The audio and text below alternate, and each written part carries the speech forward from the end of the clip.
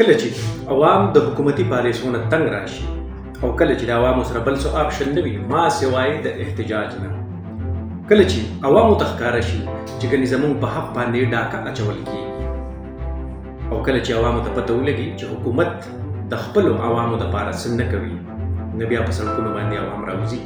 او د هغې نتیجه بیا دا وي چې د هغه ملک فوج چې کوم دی نو هغه هم بیا د حکومت ملګری نه وي بلکې د عوامو سره ولاړ وي. د تیر یوې میاشتې نه د طلبا تنظیمونو یا د مختلفو ګروپونو احتجاج روان و. طالب علمانو د سیول نافرمانۍ تحریک شروع کړو دغه تنظیمونو، خو د شیخ حسین واجد حکومت دا الزام لګوي چې دغه د یوازې د طالب علمانو تنظیمونه نه دي بلکې په دغه کې ځینې خلک داسې دي چې د هغې خپل سیاسي مخالفین یادوي چې دا د هغې په شی باندې یا د هغې په ملا ټپولو باندې دغه سټوډنټس چې دي یا د طلبا تنظیمونه چې دي نو دوی دې حد ته ورسېدل او د تېر اتوار نه راپدې خوا 90 کسان د سیول نافرمانۍ د تحریک نه بعد چې کوم دی 90 کسان چې دي نو هغه په حق رسېدلي دي. د هغې یو وجه خلک ښایي او هغه دا ښایي چې د شیخ حسین واجد نه وزیر اعظم نه بلکې ډیکټیټره جوړه شوې وه. کله موږ باړو لګو د افغانستان سره نو خلکو وایي چې ګنې دا باړو لګېده اوس په دې کې به مرغۍ پر نه شي والی، خو هغو دا ووایي چې داسې نه ده، په باړ کې هم انفلټریشن یا مداخلت چې کوم دی خلک پکې راننوتي افغان حکومت باندې ولګو. هغه وایي چې کله یو باډر دی هغه د دواړو ملکونو منځ کې دی نو د دغې باډر مینجمنټ د دواړو ملکونو ذمهواري ده.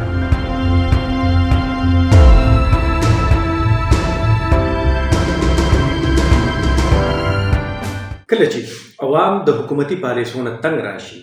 او کله چې د عوامو سره بل څه آپشن نه وي ما سوای د احتجاج نه،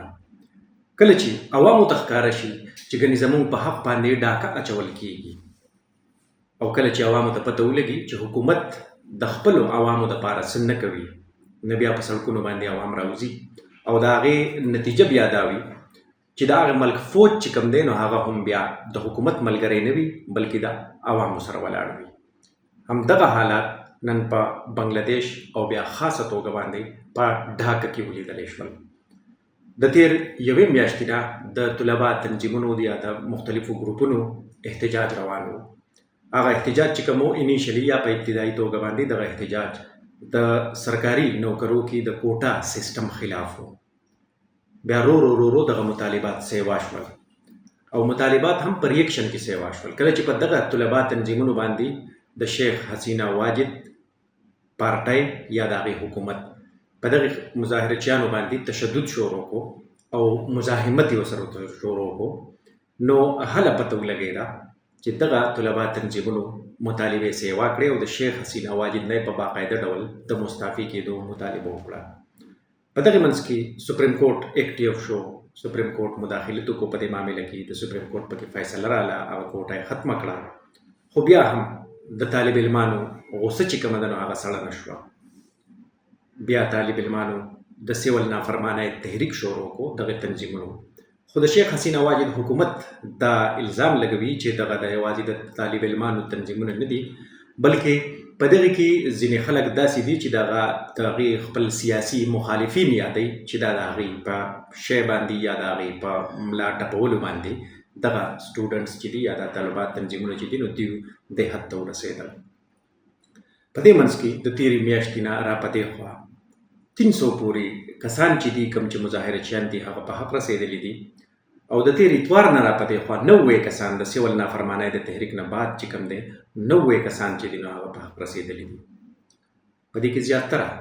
طلبا دي.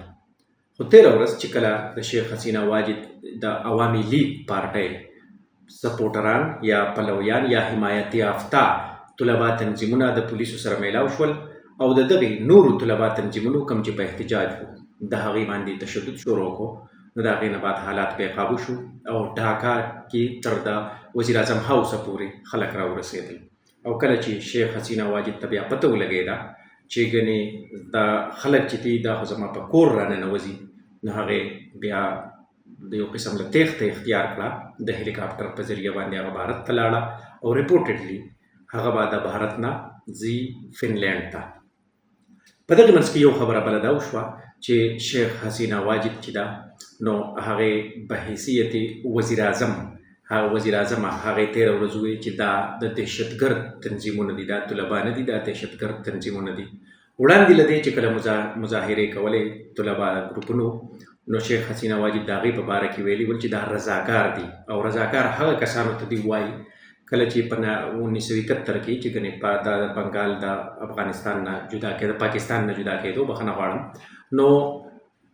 په هغې کې دغې خلکو د پاکستان یو قسم له حمایت یافته وو، نو هغې دغه کسان د رضاکارو په نومونو باندې بللي ول، او د دغې نه بعد په طالب علمانو کې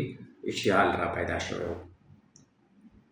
په بنگلاديش کې چې اوس څه کېږي، یعنې فوج را مخته شو او فوج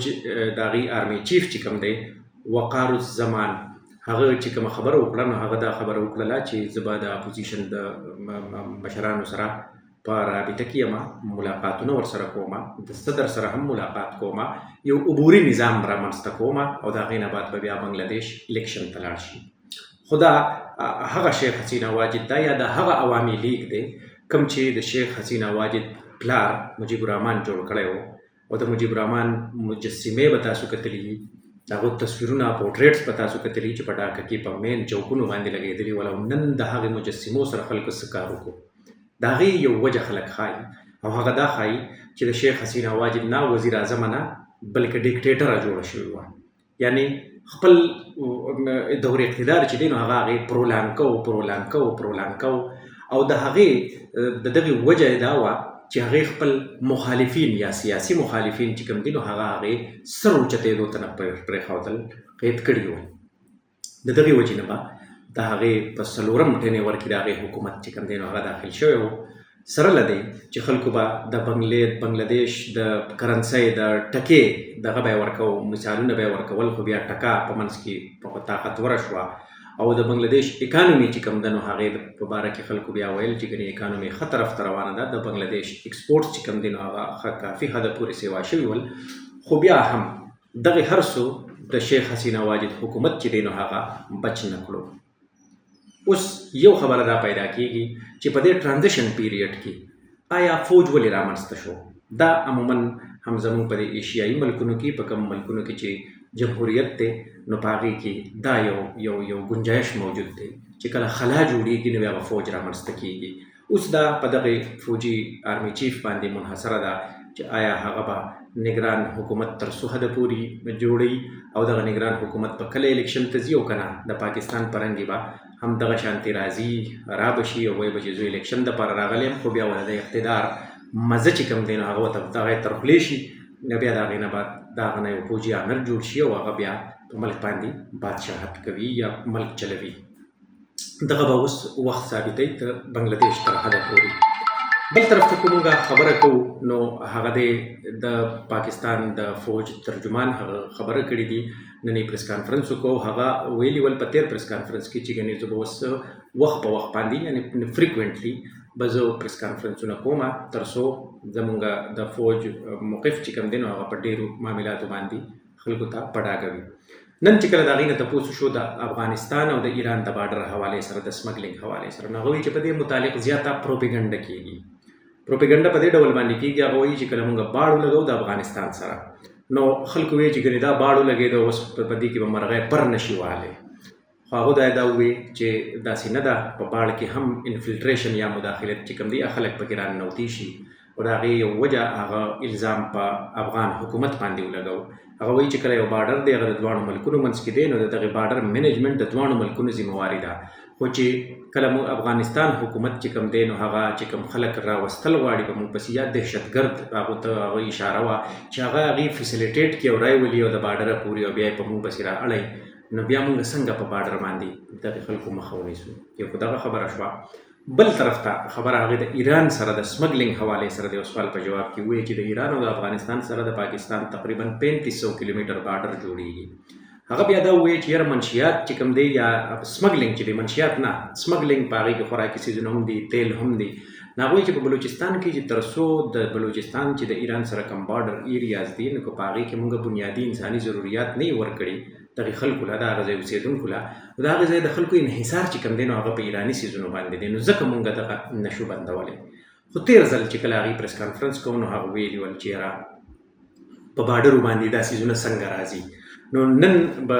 زما خپل خیال دا دی چې نن هغې ځان له جواب ورکړو چې ګنې تر څو پورې داسې نه شوي نو دغه نه بندېږي. نو بیا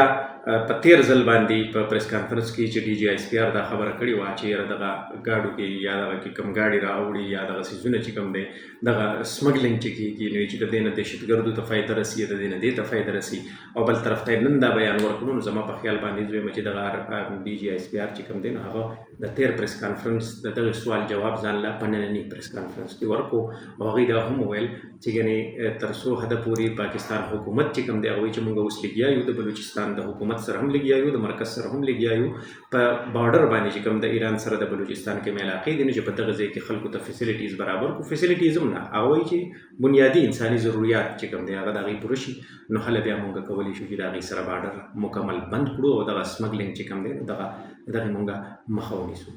زموږ نننی ویلاګ هم دومره.